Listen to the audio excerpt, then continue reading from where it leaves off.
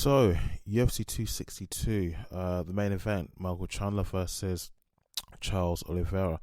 It feels as this sense, this aura, at least for me anyway, my own personal opinion, it feels like this is going to be like this is supposed to be the fight of the year.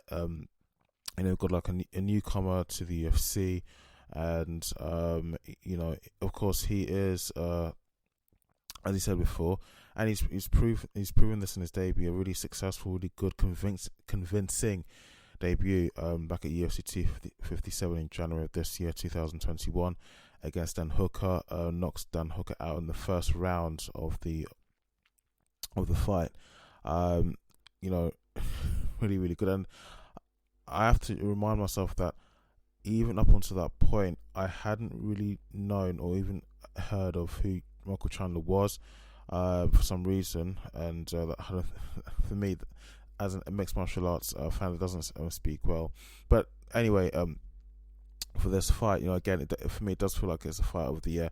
You have a newcomer to the UFC, Michael Chandler, who is new to the UFC, not new to the sport, and he's proven that. Well, at least for now. I mean, I think when I say he's new to the UFC, not new to the sport. He's come out of a organization, Bellator, which is still behind the UFC. It's the second largest fighting organization in terms of the in the world for mixed martial arts or combat sports. So yeah, he's new to the UFC, new to the sport. And, there's lots of naysayers and all the haters who have said that he was given special treatment to. That's the reason why he was catapulted to that level where he is now in the UFC. But I think that first fight they had with Dan Hooker back at UFC 257, it helps just give us some idea of what sort of fighter he is, what sort of they say that when someone is like an unknown individual to a certain environment, they're like an unknown quantity. But I mean, for that fight, for me, it did say that this guy's a force to be reckoned with, and he's someone who shouldn't be. You have to put some respect on his name, So for the fight that's coming up, which will be in the next few hours, by the time this podcast hits YouTube and all the audio platforms, for me personally, I mean, seeing how Michael Chandler fought against Dan Hook and all his other fights in Bellator, and seeing how Charles Oliveira fights, I have to say, and many people say that it's going to be a close fight. But for me, my own personal opinion, I have to say it's going to go to Michael Chandler. I can't see Michael Chandler not winning this fight. He's such a well-rounded fighter. He's good on the ground. He has a solid background in wrestling from the time that he was in high school. So that's not a problem for him at all. And with his hand, he's dangerous. With his hand, his striking is very dangerous. So if this fight does go the other way, I'm sure it's probably because Charles Oliveira has been very smart with his striking and with his attacking. How he will go about attacking Michael Chandler. Maybe there'll be just he gets lucky with a knockout. Not to water down Michael Chandler as the sort of fighter that he is, but just the way. Sorry, not to water down Charles Oliveira and his level of fighting, but just the way Michael Chandler is. He's a good wrestler, so if he gets on the ground, you're in trouble. If you're going to be on the receiving end of his strikes, his jabs, his hooks, his punches, his strikes, you're still going to be in trouble, because he's very dangerous with his hands, and his shots are very heavy. So like I saw UFC 257 against Dan Hooker, just took that, was it a right hook, and Hooker just went down, and Michael Chandler just finished the fight with a TKO. So yeah, I mean, Chandler is known for his explosive fighting. His striking is dangerous, and the way he fights, his fighting style. The way he goes about attacking his opponent, as in taking down his opponent piece by piece. He tends to stalk and track his opponent within the octagon, and I don't think there's anything else I can say without repeating myself. But yeah, if I had to put my money on it, I would say that Michael Chandler would take the win away from this fight. Sorry to any of the anyone who disagrees with me, but this is my personal opinion. Even in my Instagram stories, I put out a poll just for the people who follow my content and for the people who are to engage with it on social media, I think one person has voted in favor of Michael Chandler. 4 people have voted in favor of Charles Oliveira. So some people do believe that Charles Oliveira will take the win. And yeah, I mean, Charles Oliveira is a tough opponent, of course. But for me, looking at Michael Chandler, for someone who is so nice and well spoken outside the octagon as a mixed martial arts athlete, he's a very dangerous fighter. So the next fight, which interests me, the co-main event between Tony Ferguson and Dariush, did I write that properly? Dariush Biniel. I think it's going to be a close fight. Tony Ferguson is a very unpredictable fighter. Of course, it's not uncommon, or it's nothing new that he does have some mental health issues, and that's nothing new to people. But looking at his fight, the last fight he competed in against Justin Gaethje, UFC 249, stand up was good. His moves were unpredictable, and he can take shots. He can absorb shots pretty well and still keep going as if nothing has happened, as if he's not been touched. He has a strong chin, and his endurance is also quite remarkable too. So he kind of reminds me of the statement that was made about Khabib when Khabib was still competing shortly before Khabib retired. Khabib was a sort of fight, I'll say Khabib, but the statement made about Khabib was that Khabib was a sort of fighter that you can just throw anything at him, shots, whatever you've got in your arsenal, and he'll just keep walking towards you without stopping or slowing down. And that is the same sort of fighter that I can see in Tony Ferguson. But where his opponent is concerned, Dariush, his stand-up's pretty decent. His ground game's good also, but I think looking at the two guys and just looking at the past fights that they've had, Tony Ferguson, I think if I had to put my money on it, if I had to place a bet on it, if I had to make a decision, I would place my bet on Tony Ferguson winning this fight. So for me, those are the two fights that really interest me, just out of this whole card. Really, I'm not too bothered about the rest of the card. Excuse me. Let's turn that off.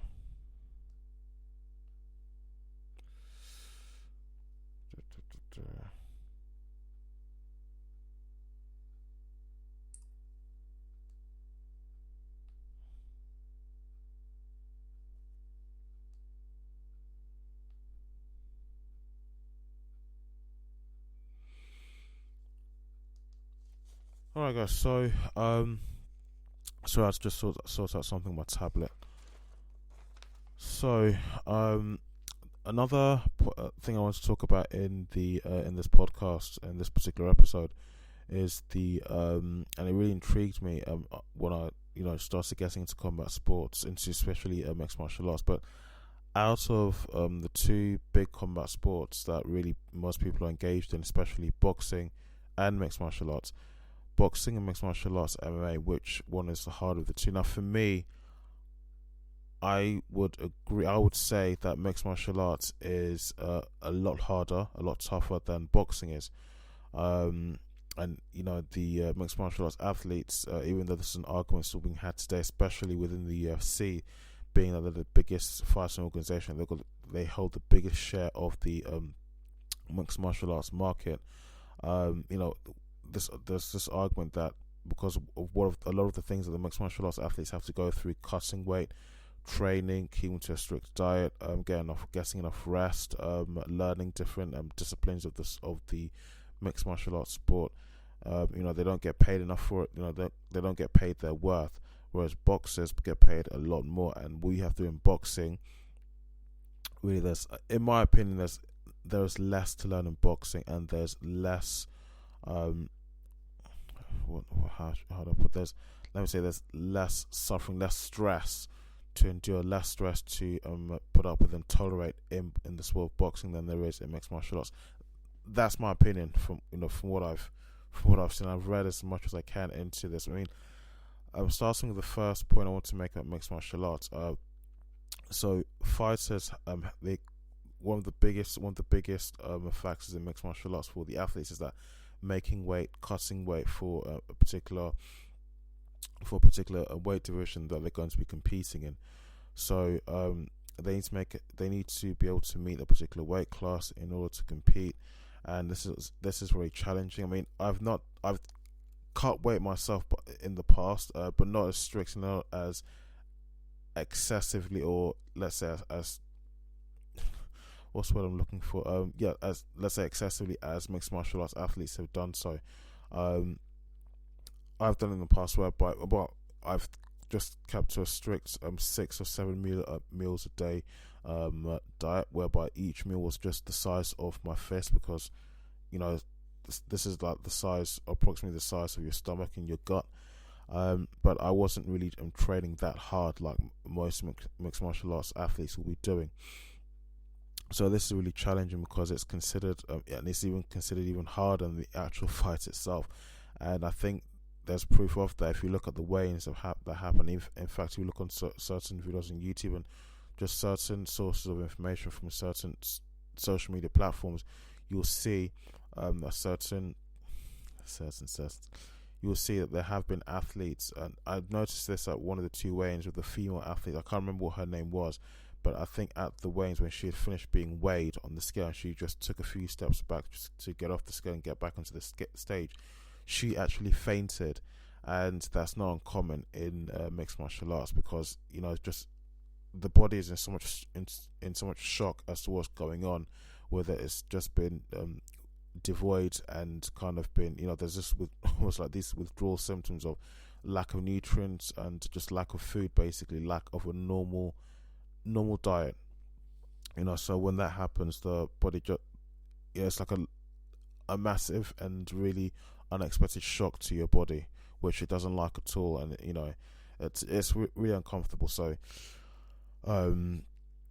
that itself, just cutting weight, is a big hurdle for many fighters to climb and many fighters to get over. So,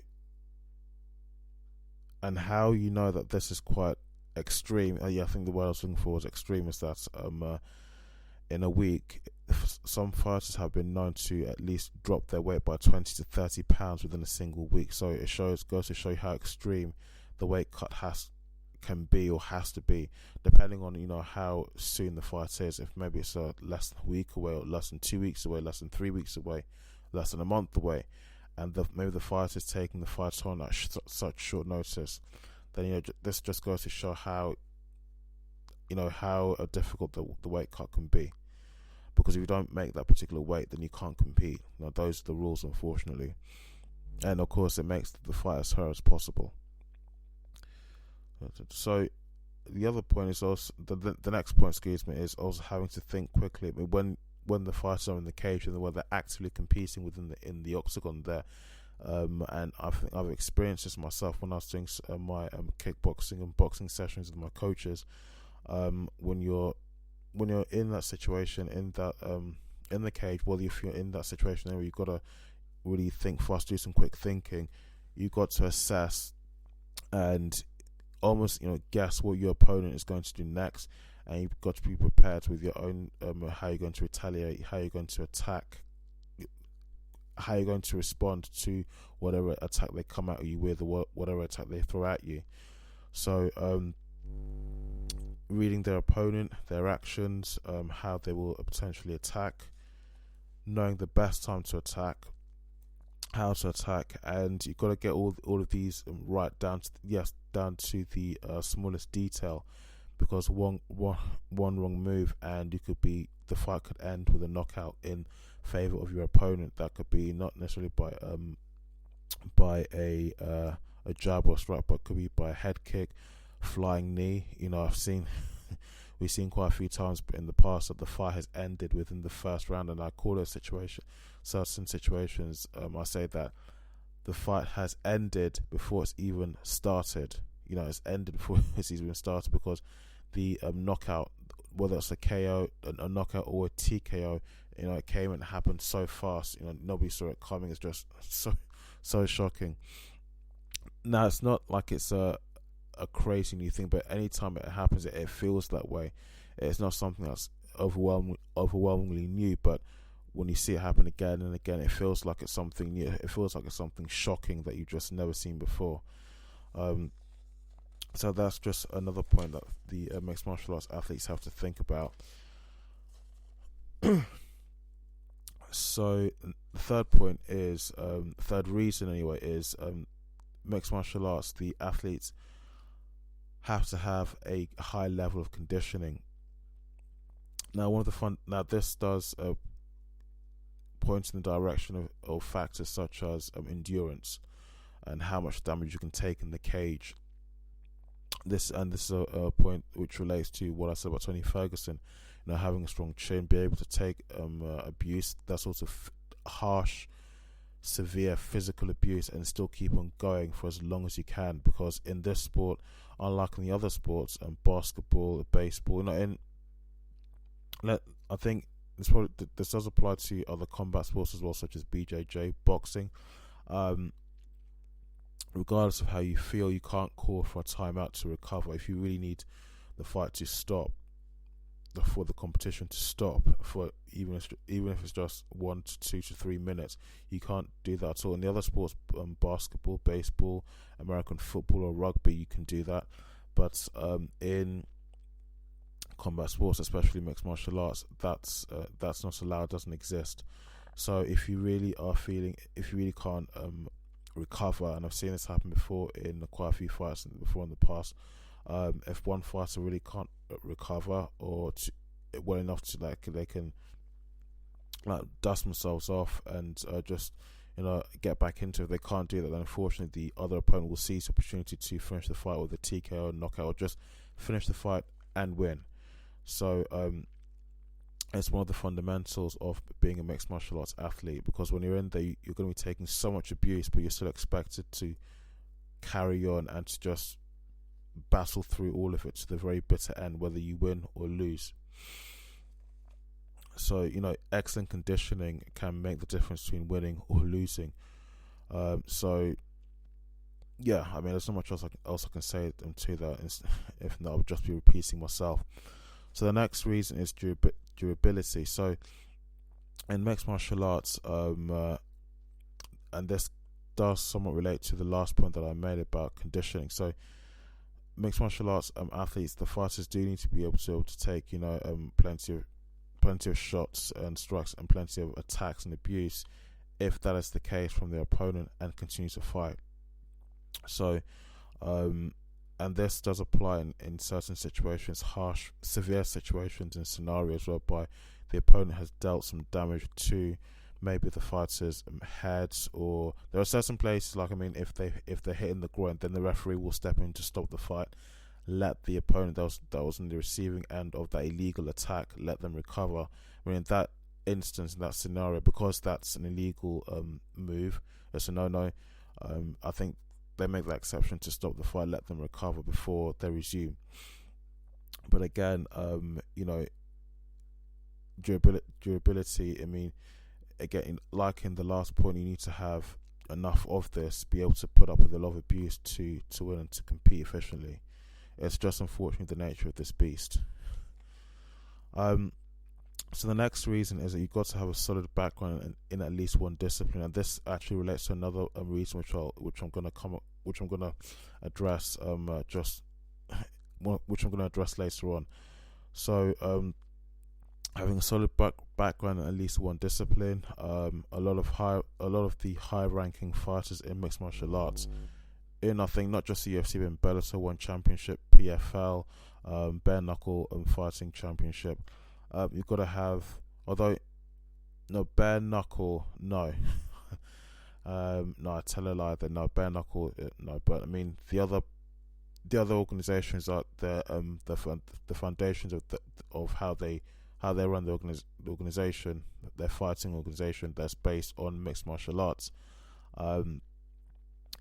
Most of the athletes do have to have a solid background in at least one discipline of martial arts, whether it be wrestling, judo, Brazilian jiu-jitsu, grappling, boxing, kickboxing, because each one of those makes up one of the fundamental parts of mixed martial arts, which is why it's called a mixed martial arts sport.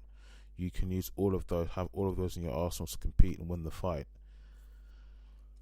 So, yeah, again, a lot of the high-ranking fighters have come into MMA bearing skills in particular martial art, and fighters can still learn and add other skills to their core skill set.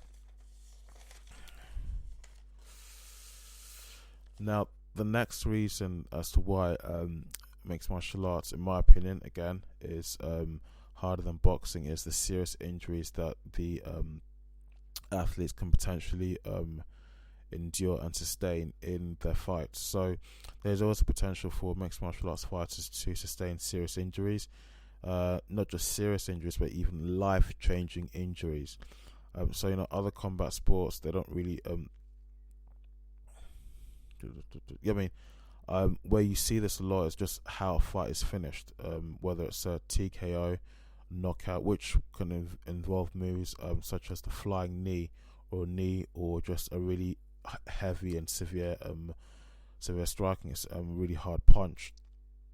So a good example is Muay Thai, and as I just explained, that includes attacks such as a flying knee. And if the attack is done properly, if the flying knee, for example, is done properly, then the opponent can be the overall resulting result can be really devastating. I should get the names of these guys before I even talk about this on the podcast, but there is a particular fighter that I do remember seeing his I don't know his name, but there's a particular fighter, and I'm sure if anyone who's watching this wants to kind of give the description, but he has a dent in the center of his forehead where he did take a really severe knee to the head. But that's a good example, because I think despite the damage that it did, and I think it healed as best as it could, but that dent, I think he permanently has that now for life. But that's just an example of how bad and how serious the injuries can be. That's like a life-changing injury. So moving on, the next reason is mental toughness and strength. And they say that for fighting, it's 90% mental strength, and then it's 10% physical strength. So in this sport, mixed martial arts, it isn't necessarily a team sport. It's an individual sport. So the pressure and the fear and stress always, typically rests on the shoulders of the particular mixed martial arts athlete that's competing in the particular fight. And one of the things that the fighters do need to win is to be successful to win and to be successful in mixed martial arts is the mental strength and having a big heart. When you're standing there in the octagon and you're facing your opponent, there's going to be lots of things rushing through their minds, as well as just hearing the roar of the crowd in the arena or whatever venue it will be in, and there's something that they call, is it called a fighter's fear or fighter's anxiety, whereby with all of those things resting on your shoulders, you still have to be mentally strong, and you still have to have that mental strength and have that sort of, you've got to concentrate on making sure that you win the fight, no matter what happens, because when you lose, how do I word this properly? When you lose a fight in mixed martial arts, there's not just the fact that you lost, but I've heard many fighters talk about this before. There's the embarrassment that comes with the loss as well. That you were that you had your ass kicked, so you had your ass beaten and whooped and handed to you in front of so many people. Now we've got social media and the internet. People go away after the fight, start making memes and gifs, just start making fun of you. People's opinions will start to change about you. Starts to change. Some fighters I've been talking about in my last podcast, Donald Cerrone, Little Heathen, is it Stephen Smith? I've even forgotten their name. his name rather, but especially for fighters who the most recent fights they've lost. They're coming off of a 5, 6, 7 fight losing streak. So the fact that you've lost some fights already before this fight that you've just lost, it doesn't help, and that sort of thing, of course, chips away at your mental state of mind. So it's you've got to be in a fight for something like, especially in the world of mixed martial arts overall, for the fighting, for the sports side of things, for the business side of things. You really have to have a mental. You've got to have a tough mental side to you, because if you were, I want to get my words messed up here. I mean, if you were, it's almost like, well, let me compare it to fitness. Training at the gym. There'll be some days you feel like training, and other days you really don't feel like training at all. If you only went to train and exercise on the days that you felt good, that you felt happy, that you felt in a good mood, because maybe there's something you're looking forward to happening in the week, month, or that same day, then you really wouldn't achieve a really good physique. Because really, generally, if you really want to change your physique and change your diet, change your overall lifestyle, it should be something that you do repeatedly and repetitively all the time. So you really have, first of all, it's to do with your mental state of mind. If you're mentally strong, you're really, this is something you really, really want to do, despite whatever else may be happening in your life. You will do it regardless. And the same thing applies to mixed martial arts. No matter your circumstance, no matter how many losses you've got, no matter if you've got some domestic issues at home, your wife hates you, you had a falling out with a really close family member, a really good friend has done the dirt. If anything like that's happening, you really got to face all of that out of your mind and just concentrate on what's in front of you, and that's your opponent, and beating your opponent and coming out of this competition as the successor. So I mean, having that mental capability and mental state of mind really, really does help. If your mind isn't there, if mentally you're not there, then you've lost the fight already before you've even started it. Sorry for getting tongue. I should have said that at the start instead of just getting too technical. So moving on, in mixed martial arts, you do have to master and know multiple fighting styles. So a really good mixed martial artist will be well versed in different fighting styles and techniques, different martial arts. So they got to know how to combine all of these and use these efficiently to beat their opponent, to win the fight. So it does help. It does help the athlete if they're really well versed in the main fighting styles, which include wrestling, Muay Thai, Brazilian Jiu-Jitsu, and boxing. So that really does help. I mean, if you only really knew one of these, then it doesn't help. I mean, the name of the sport itself common sense suggests that it's mixed martial arts. So you've got to know more than one martial art to compete in the sport and to be successful, to win as many fights as possible, at least to win more than lose. And moving on, the way the sport is, the dynamics of the sport seems to be changing and evolving more and more so over time as the years go by. And I think this is mainly down to the fact that you have newer, younger talent that's coming in virtually every week, every month, every year. And the way they fight, the way they throw their jabs, the way they throw their strikes, the way they throw their kicks, the way they wrestle and grapple, clinch, the way they do all those things, naturally everybody will have their own style of doing it, because everyone's body is different. No two people's, everyone's different. So of course you will have some younger talent that comes in, and probably they throw a jab or a strike in such a unique way that it looks like it can actually knock, if someone else was on the receiving end of that strike or whatever attack it was, it looks like it'll do some serious damage. So other fighters see this, and common sense will suggest that they've got to adapt their own fighting style in such a way that it works to their advantage, so they can, if they do have to compete against this person in the fight, they can compete in such a way that they can win, basically. So that's an example as to how the fight's evolving, how the sports, how the sport of mixed martial arts is changing over the years. It's always evolving. Nothing, is necessarily staying the same. And lastly, and this will be probably the most obvious one, even for novices, permanent injuries.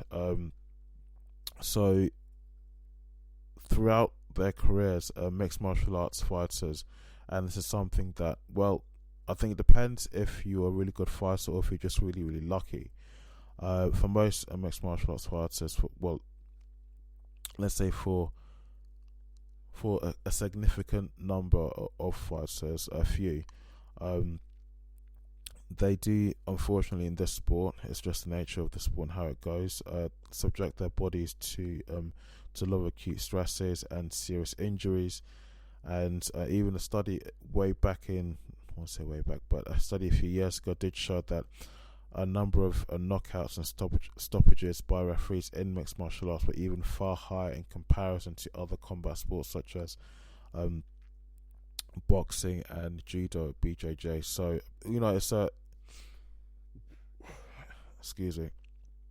it's a mixed martial arts sport. So you will have the athletes competing in such a way that they'll be using Muay Thai, they'll be using their boxing skills, their kickboxing skills, their wrestling skills, grappling, or whatever martial art they know that they're allowed to use, they'll be using it to compete in the fight and to win, basically. So and depending on how hard and how well they can use those skills, unfortunately their opponent that's going to be on the receiving end potentially could get injured, and the injury could be permanent, or at the very most it could be life-changing. So it's just one of those unfortunate things.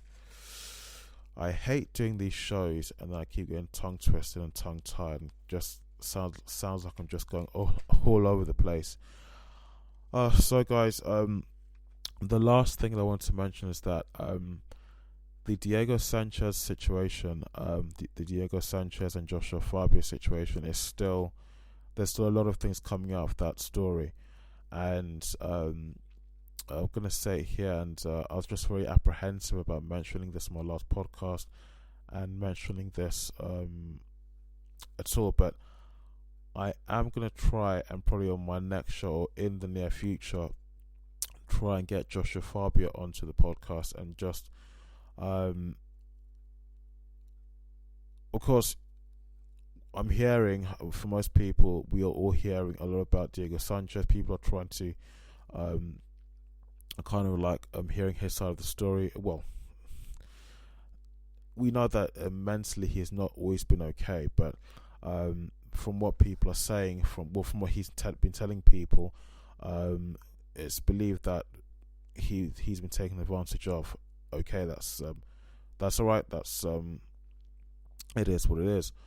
But I wanted to basically ask for JOSHUAFABIA for his side of the story, and just I like to make sure that I get all the facts before I come up with my own conclusions to what's happened. So I know many people may not like me for doing this. I know it's a very controversial topic because of what's happened to Diego Sanchez and how his contract was terminated by the UFC. I know many people do not like JOSHUAFABIA for that, because many people respect Diego Sanchez. I would like to speak to JOSHUAFABIA and ask him about his side of the story, and ask him what has actually happened, what really went down, just his own, because I want to remain as neutral as possible in this situation before I come up with my own conclusion. So guys, if you've listened this far into this podcast, thank you very much. If you did like this episode, please don't forget to leave a like. Don't forget to subscribe. It really helps me when you do that to help me grow my channel and the podcast. You can follow me on Instagram. My name is IkeJarko1. You can follow me on Twitter. My name is IkeJarko. And you can also follow me on, I'm on Facebook as well for anyone who still uses that. My name is Ike Mma, and yes, go to listen to my podcast on Spotify, Apple Podcasts, and iTunes, and Google Podcasts, and I don't think there's anything else I haven't covered. Thanks.